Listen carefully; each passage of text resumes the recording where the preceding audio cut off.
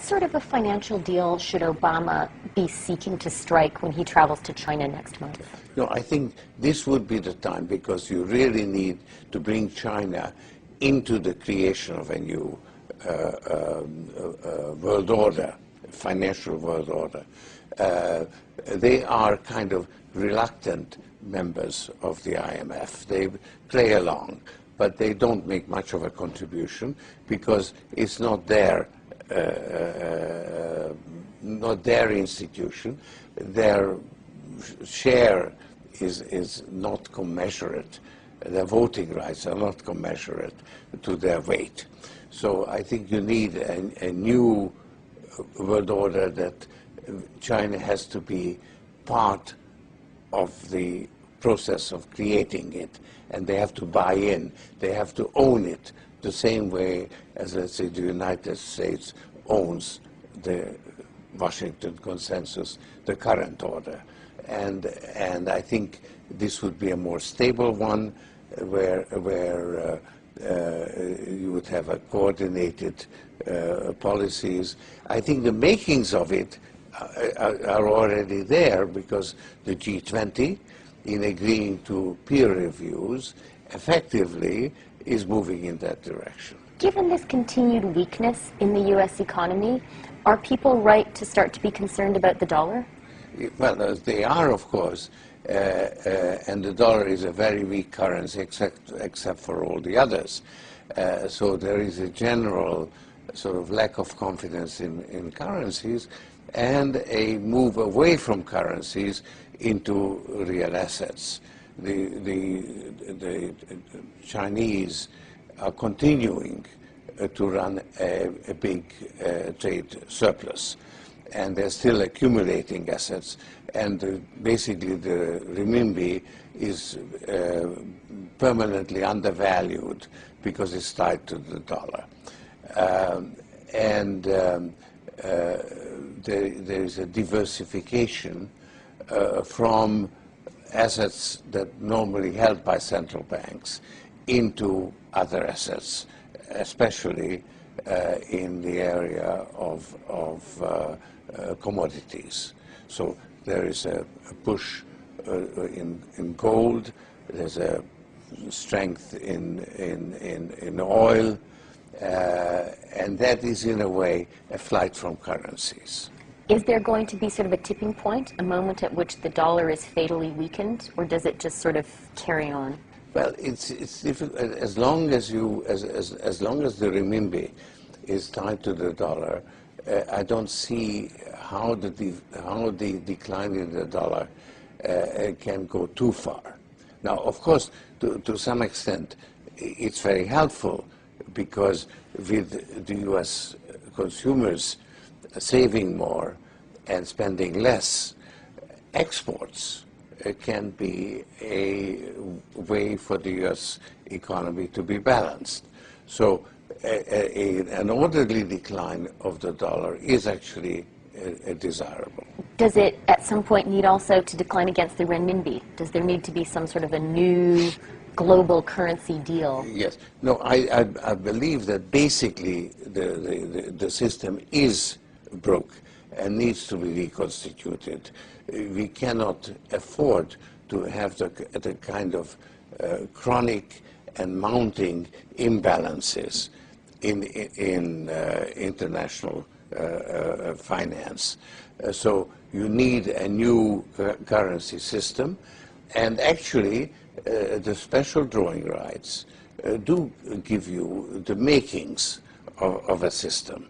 And I think it's ill-considered on the part of the United States to resist the wider use of special drawing rights. They could be very, very useful now when you have a global shortfall of demand.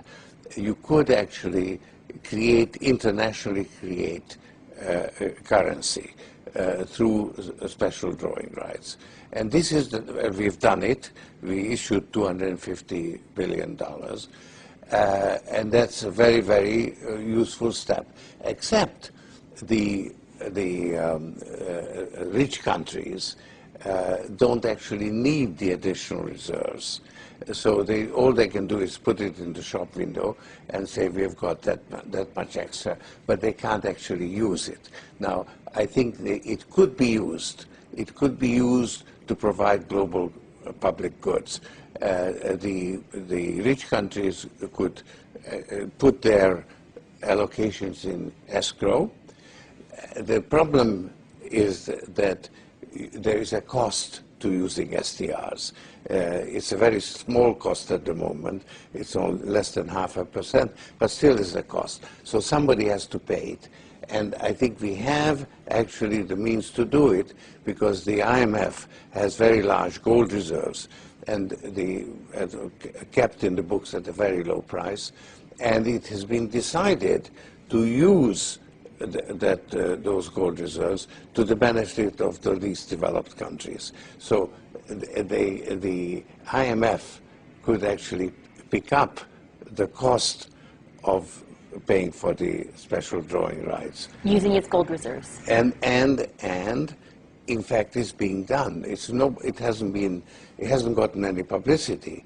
But I understand that in Istanbul a deal was signed where I think the UK and France actually transferred $2 billion of their SDRs, or $2 billion worth, or 2 billion SDR worth, to the least developed countries, and the IMF picks up the cost. So it's a road that's already been used, and it could be used on a larger scale.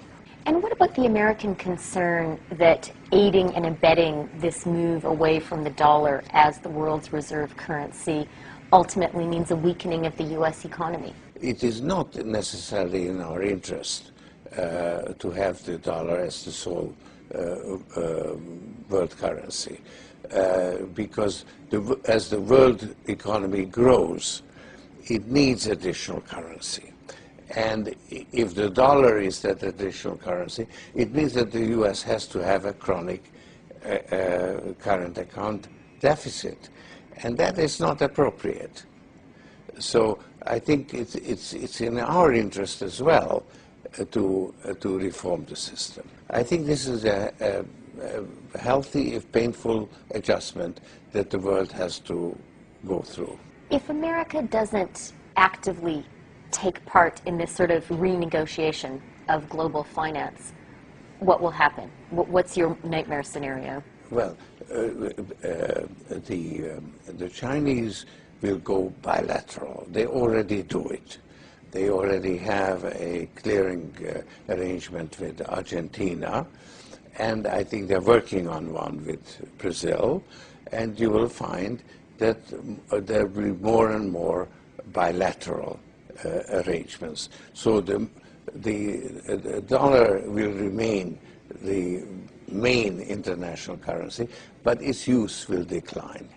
So I think that a world of bilateral relations is less desirable than a continuation of a multilateral system.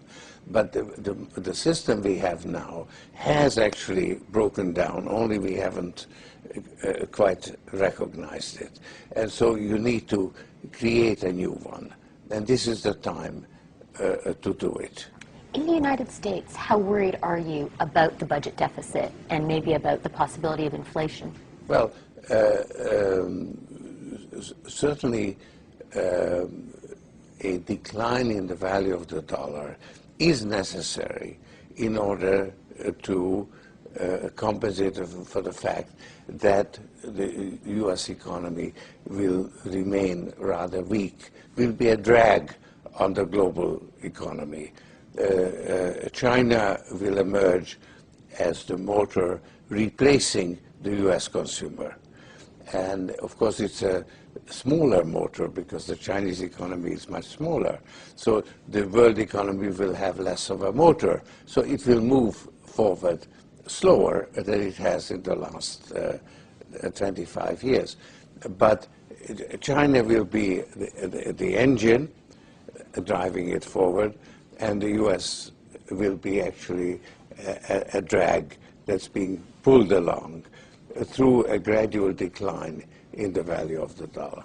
So there would be a slow decline in the value of the dollar, a managed decline. And that would be the adjustment that it needs to be accomplished. Now, it could actually get out of hand. And certainly the fear of inflation will precede inflation itself.